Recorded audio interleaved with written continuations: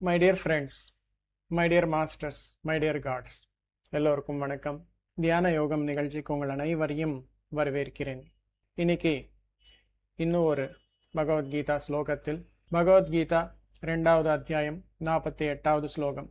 யோகஸ்தஹ குரு கர்மாணி சங்கம் த்யக்த்வா தனுஞ்சயா சித்ய சித்தோஹ சமோ பூத்வா சமத்வம் யோக உச்யதே. யோகஸ்தஹ குரு கர்மாணி சங்கம் த்யக்த்வா தனுஞ்சயா சித்ய சித்யோஹ சமோ பூதா சமத்வம் யோக உச்யதே. மை டியர் ஃப்ரெண்ட்ஸ், இந்த ஸ்லோகத்தில் ஸ்ரீகிருஷ்ண பரமாத்மா அர்ஜுனருக்கு சொல்கிறார், மனசு என்பது எப்பவுமே எப்படி வச்சுக்கணும், எந்த சூழ்நிலையில் இருந்தாலும் மனம் என்பது யோகத்தில் எப்படி வச்சுக்கணும் அப்படின்ற விஷயத்தின் பற்றி சொல்கிறார். தனுஞ்சயா அப்படின்னு சொல்றார். தனஞ்சயா அப்படின்னா யாரு? அர்ஜுனர். தனம் அப்படின்னா பணம், ஜெயஹா அப்படின்னா ஜெயம் என்பது அடைந்தவர் அப்படின்னு சொல்லி. காசும் பணமும் இருந்தாலும் இல்லாம இருந்தாலும் ஒரே நிலையில் யாரெல்லாம் இருப்பார்களோ அவர்தான் தனஞ்சயா அப்படின்னு சொல்லலாம். மை டியர் ஃப்ரெண்ட்ஸ், எந்த சூழ்நிலையில் இருந்தாலும் நம்முடைய மனம் என்பது சமநிலையில் இருக்க வேண்டும். மனம் என்பது சமநிலையில் இருந்தால் அதுதான் யோகம். சமநிலையில் இல்லை என்றால் மனம் என்பது பல வகையில் எல்லையே இல்லாத அளவுக்கு எண்ணங்கள் என்பது உருவாக்கும். அப்போ யோகத்தில் எப்படி இருக்கிறதுக்கு வாய்ப்பு இருக்கு? நம்முடைய மனநிலைமை என்பது ஒரே நிலையில இருக்கணும், சமநிலையில் இருக்கணும். எந்த விதமான சூழ்நிலைகள் இருந்தாலும், நேர்மறையான சூழ்நிலையில் இருந்தாலும் எதிர்மறையான சூழ்நிலையில் இருந்தாலும் நம்முடைய மனநிலைமை என்பது ஒரே விதமாக இருக்கணும்.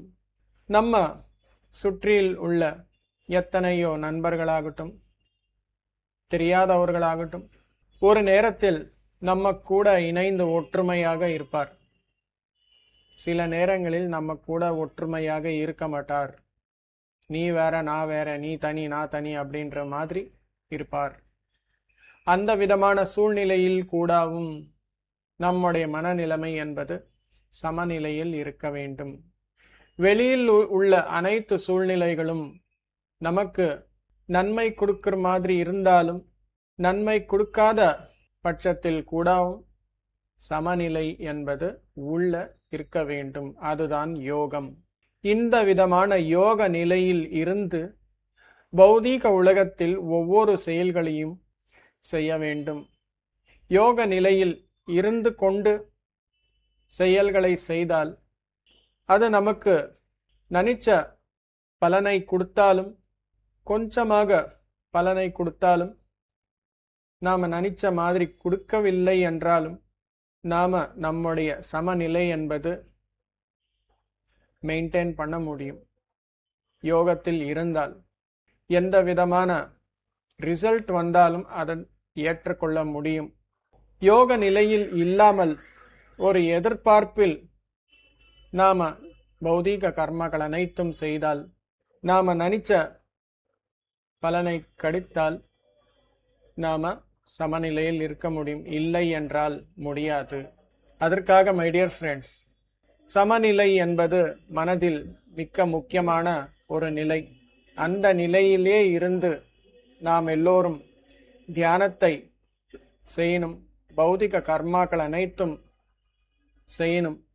வெளிப்புறம் இருக்கும் உலகத்தை ஆகட்டும், உள்புறம் இருக்கும் உலகத்தை ஆகட்டும், ரெண்டுத்திலையும் நாம சமநிலை என்பது இருக்கணும். முக்கியமாக சமநிலையில் இருந்து தியான யோகத்தில் இருந்தால் தியானம் என்பது மிக்க ஆழமாக அனுபவமாகும். எண்ணங்களற்ற நிலை என்பது ஆழமான நிலை. அந்த நிலை ஏற்படும் யோகத்தில் இருந்தால், சமநிலையில் இருந்தால். இல்லை என்றால் தியானம் கூட அமையாது.